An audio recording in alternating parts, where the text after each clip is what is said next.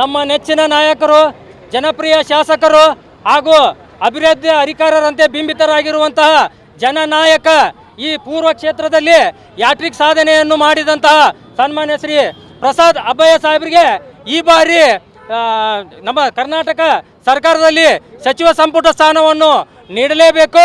ಈ ಹಿಂದಿನ ಸಚಿವ ಸಂಪುಟ ಸ್ಥಾನ ಪ್ರಥಮವಾಗಿ ಆರಂಭವಾದಾಗ ಮುಂದಿನ ಸಲ ನಿಮಗೆ ಯಾವುದೇ ಪರಿಸ್ಥಿತಿಯಲ್ಲಿ ನಾವು ಸಚಿವ ಸ್ಥಾನವನ್ನು ಒದಗಿಸಿಕೊಡ್ತೇವೆ ಅಂತಂದೇಳಿ ನಮ್ಮ ಎಲ್ಲ ಹಿರಿಯ ನಾಯಕರು ಆಶ್ವಾಸನೆಯನ್ನು ಕೊಟ್ಟಿದ್ದರು.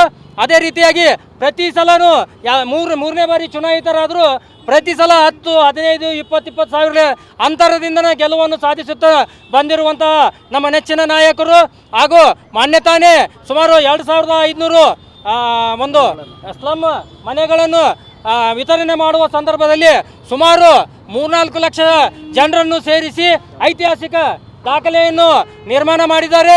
ಮತ್ತು ಅದೇ ರೀತಿ ಇಲ್ಲಿ ಈ ಪೂರ್ವ ಕ್ಷೇತ್ರದಲ್ಲಿ ಪೌರಕಾರ್ಮಿಕರಿಗೆ ಮನೆ ಆಯಿತು ಅಥವಾ ಅವ್ರದ್ದು ಯಾವುದೇ ಸಮಸ್ಯೆಗಳನ್ನು ಸದಾ ಜನರೊಂದಿಗೆ ಬೆರೆತು ಸ್ಪಂದಿಸುತ್ತಾ ಬಂದಿರುವವರಿಗೆ ಸಚಿವ ಸ್ಥಾನ ದೊರಕಿದಲ್ಲಿ ಈ ಕ್ಷೇತ್ರ ಇನ್ನೂ ಅಭಿವೃದ್ಧಿ ಆಗೋದ್ರಲ್ಲಿ ಎರಡು ಮಾತಿಲ್ಲ.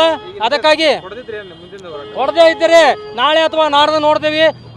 ಒಂದು ವೇಳೆ ಕೊಡದೇ ಇದ್ದಲ್ಲಿ ಇಡೀ ಹುಬ್ಬಳ್ಳಿ ಧಾರವಾಡ ಜನತೆ ಸೇರಿ ಉಗ್ರ ಹೋರಾಟವನ್ನು ಹಮ್ಮಿಕೊಂಡು ಈ ಭಾಗವನ್ನೆಲ್ಲ ಪೂರ್ತಿ ಬಂದ್ ಮಾಡ್ತೇವೆ ಅಂತಂದೇಳಿ ಈ ಮೂಲಕ ಹೇಳ ಬಯಸ್ತೇನೆ. ಮಾತಾಡಕ್ ಬಿಡ್ರಿ. ಉತ್ತರ ಕರ್ನಾಟಕದಾಗ ದಲಿತರಿಗೆ ಇನ್ನೂರಿಗೆ ಅವಕಾಶ ಸಿಕ್ಕಿಲ್ಲ ಕಳೆದ 30 ವರ್ಷಗಳಿಂದ, ಏನ್ ಹೇಳ್ತೀರಿ ಸರ್? ಈ ಸಲ ಕೊಡಲೇಬೇಕು. ಅದಕ್ಕಾಗಿ ನಾವು ಉಗ್ರ ಹೋರಾಟವನ್ನು ಈಗ ಶಾಂತಿಯಿಂದ ಇಟ್ಟುಕೊಂಡೇವಿ. ಮಾನವ ಸರಪಳಿ ಮಾಡುವ ಮೂಲಕ ಇನ್ನೂ ನಾವು ಯಾರಿಗೂ ಇಂಟಿಮೇಷನ್ ಕೊಟ್ಟಿಲ್ಲ. ಅಂದ್ರೆ ಎಲ್ಲೇ ಒಂದು ಕಡೆ ನಮ್ಮ ಹಿರಿಯ ನಾಯಕರು ಅವ್ರಿಗೆ ಸಚಿವ ಸ್ಥಾನ ಕೊಡ್ತಾರನ್ನೋ ಭರವಸೆಯಲ್ಲಿ ಇದ್ದೇವೆ. ಅಕಸ್ಮಾತ್ ನಾಳೆ ಅಥವಾ ನಾಡ್ದರಲ್ಲಿ ಅವ್ರ ಹೆಸರು ಘೋಷಣೆ ಆಗದಿದ್ದಲ್ಲಿ ತೀವ್ರ ಸ್ವರೂಪದ ಪ್ರತಿಭಟನೆಯನ್ನು ಮಾಡ್ತೀವಿ ನಾವು. ದಲಿತ ಕೋಟಾದೊಳಗೆ ಕೊಡಬೇಕು.